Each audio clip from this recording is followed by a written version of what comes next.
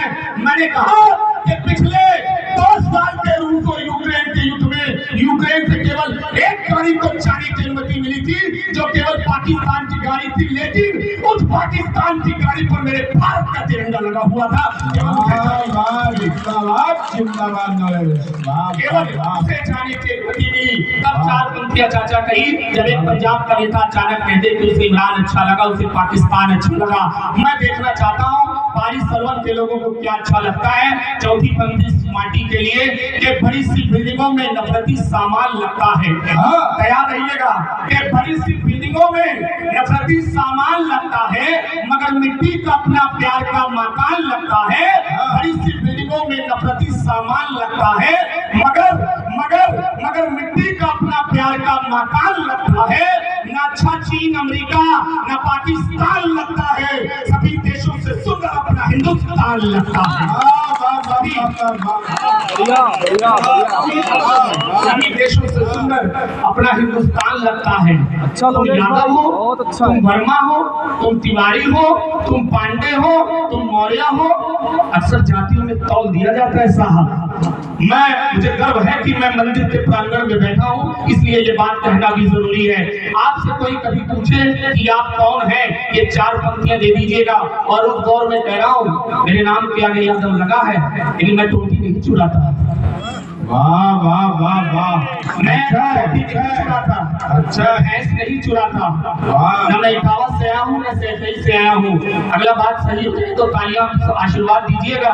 न इटावा से हूँ न सैफई से हूँ, मैं प्रतापगढ़ का शुद्ध 24 कैरेट का यादव हूँ। तब 4 बात है।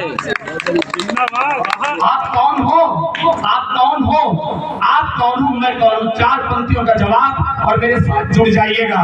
कोई पूछे भी आप कौन हो, न तिवारी बोलना, न वर्मा बोलना, न यादव बोलना, केवल ये 4 पंक्तियां कह दीजिएगा कि सनातन संस्कृति के भ्रातृ या बंधु का बेटा हूँ। सनातन सनातन सनातन संस्कृति के भ्रातृ या बंधु का बेटा हूँ। मैं गंगा गोमती गोदावरी सिंधु का बेटा हूँ। सनातन संस्कृति के भ्रातृ या बंधु का बेटा हूँ। मैं गंगा गोमती गोदावरी सिंधु का बेटा हूँ। कोई भी धर्म ना दुनिया में मेरे धर्म से बढ़कर मुझे अभिमान है, मैं हिंद के हिंदू का बेटा। मुझे अभिमान है, मैं हिंद के हिंदू का बेटा। वाह वाह वाह, अच्छा है, अच्छा है, अच्छा है, वाह वाह वाह वाह वाह, बहुत शुक्रिया। हिंदू दादा ने कहा कि ये पंक्तियां बेटा दोबारा पढ़ दो, लेकिन अगर आप सब तालियां बजाकर आशीर्वाद दे तो मैं दोबारा पढ़ने की कोशिश करूंगा। क्या बात है। मैं उसी उम्मीद, उसी मेहनत, उसी जज्बे के साथ पढ़ने की कोशिश करता हूँ। थोड़ा सा और तालियों में जोश दीजिएगा। सनातन संस्कृति के भ्रातृ या बंधु का बेटा हूँ। सनातन संस्कृति के भ्रातृ या बंधु का बेटा हूँ। मैं गंगा गोमती गोदावरी सिंधु का बेटा हूँ। कोई भी धर्म ना दुनिया में मेरे धर्म से बढ़कर मुझे अभिमान है, मैं हिंद के हिंदू का बेटा हूँ। मुझे अभिमान है, मैं हिंद के हिंदू का बेटा हूँ। ये पानी मुस्कुराहट का कभी खारा ना आएगा। पिछले दिनों हैदराबाद के एक नेता ने कहा कि जब सेना के जवान सरहदों पर होते हैं तो उनकी बीवियां बिलछुटे उड़ाती हैं। नहीं सर, एक ने तो यहाँ तक कह दिया कि सेना के जवानों को तो वेतन मिलता है, ये मर भी जाए तो क्या हुआ। नहीं सर, अगर आप ऐसी बात कहते हैं तो मैं आपका भाई, आपका बच्चा बनकर ये 4 पंक्तियों में जवाब देता हूँ, केवल उन 2% के नेताओं को। मैंने कहा कि सेना के जवान मरने नहीं, दुश्मनों को मारने के लिए जाते हैं। आप वेतन की बात कर रहे हैं। अगली बात कह दूं, मैं नहीं जानता जिसमें कौन सेना के घर से है, लेकिन मेरा मानना है कि देश की सीमा पर, चाहे वो राजस्थान की सीमा हो, लद्दाख की सीमा हो, अरुणाचल प्रदेश की सीमा हो या कोई सीमा हो, अगर सीमा पर एक जवान खड़ा है तो वो हम सबका आपका अपना भाई है। क्योंकि माए घरों में चूल्हों में रोटियां तब बना पाती है जब सरहदों पर हमारे सैनिक खड़े होते हैं। हमारे बहनें भाइयों की कलाइयों के लिए राखियां तब ला पाती हैं क्योंकि सरहदों पर सैनिक खड़े होते हैं। और मेरी भाभियों की मांग में सिंदूर तब जिंदा होता है जब सरहदों पर सैनिक खड़े होते हैं। तब मैंने स्वागत है। सेना के जवान को वेतन मिलता है, मरने के लिए जाते हैं। मैंने कहा चाचा कि वेतन तो कर्मचारी को मिल सकता है, वेतन तो मजदूर को मिल सकता है, वेतन हम जैसे अध्यापकों को मिल सकता है, लेकिन सेना का जवान, भारत का सैनिक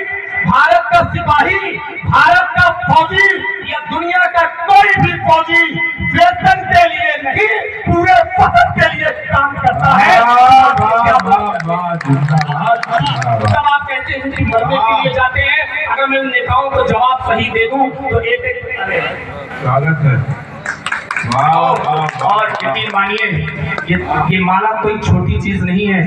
जब कोई अब्दुल किसी राम को माला पहनाए तो मंदिर के प्रांगण में भी कौमी एकता का मंच हो जाता है। ये पानी मुस्कुराहट का कभी खारा ना आएगा। एक जवान के लिए अपना हाथ खोलिएगा। ये पानी मुस्कुराहट का कभी खारा ना आएगा। विजय पथ पर चलेंगे हम, कभी हारा न जाएगा। मैं देखना चाहता हूँ कितने लोगों के दिल में सेना के जवान के लिए मोहब्बत प्यार है। चौथी पंक्ति उसके लिए उठा दीजिएगा कि ये पानी मुस्कुराहट का कभी खारा न आएगा। विजय पथ पर चलेंगे हम, कभी हारा न जाएगा। विजय पथ पर चलेंगे हम, विजय पथ पर चलेंगे हम, विजय पथ पर चलेंगे हम, कभी हारा न जाएगा। ये नेता अपने बेटों को अगर सैनिक बना लेंगे तो सरहद पे कोई फौजी कभी मारा न जाएगा।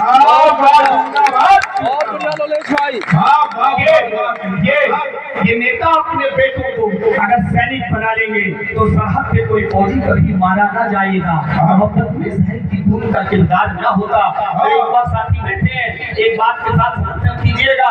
14 फरवरी वो तिथि आती है भैया जिस दिन बैठे हुए लड़के लड़कियां हाथ में हाथ डालकर किसी बाग बगीचे में वैलेंटाइन डे मना रहे होते हैं। लेकिन ये वही 14 तारीख है जब आपने मोबाइल स्क्रीन खोली होगी तो तिरंगे में लिपट करके लाशें आई होंगी पुलवामा के हमले में।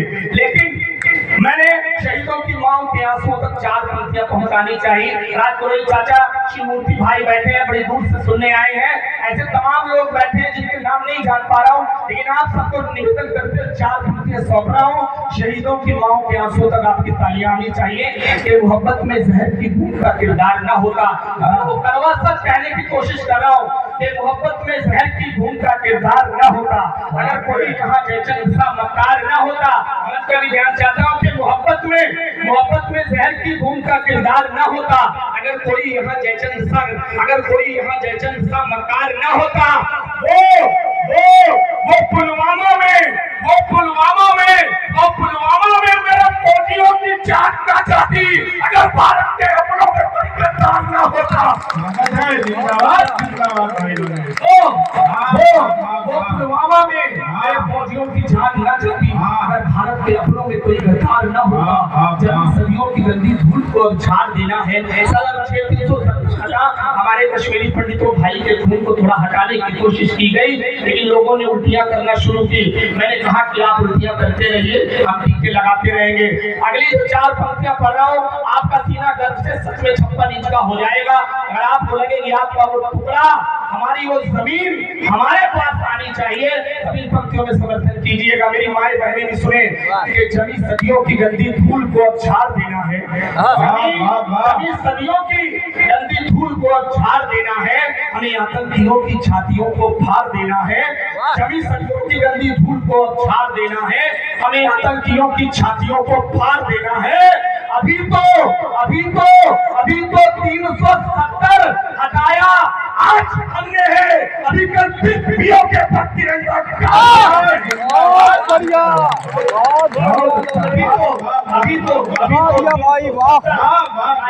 आज हमने है, अभी कल फिर पीओ के पर तिरंगा काट देना है। वतन के द्रोहियों को मेरी पार्टी भेज दो साहब।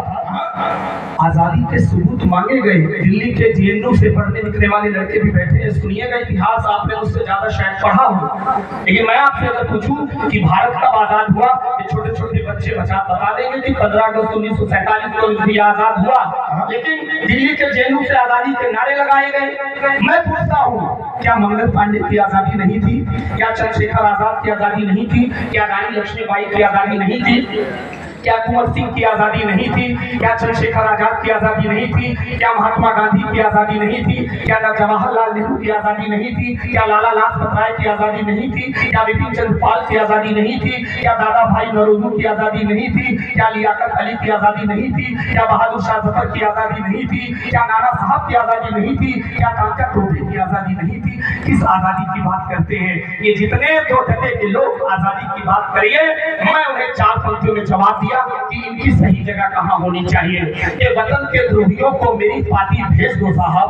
वतन के अपनी फौजियों को मेरी पाती भेज दो साहब, पहनने को उन्हें चूड़ी की सांची भेज दो साहब। जो आजादी है मांगे, जो आजादी है मांगे, आज के आजाद भारत में उन्हें चिन्ह की गोली में कराची भेज दो साहब।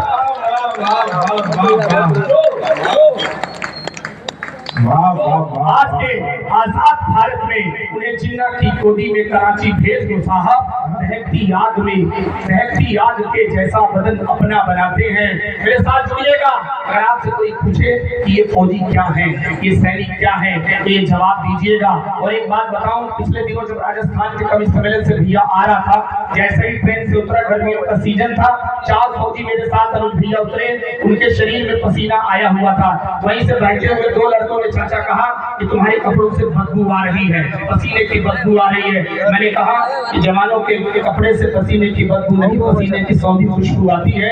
4 पंक्तियां मैंने कही कि ये फौजी क्या होते हैं। सुनिएगा सर, एक पवित्र पंक्तियां आप तक दे रहा हूँ कि दहकती आग के जैसा बदन अपना बनाते हैं, दहकती आग के जैसा बदन अपना बनाते हैं, इसी मिट्टी को हीरे सा रतन अपना बनाते हैं। दहकती आग के जैसा बदन अपना बनाते हैं, इसी मिट्टी को हीरे सा रतन अपना बनाते हैं। वो जिनके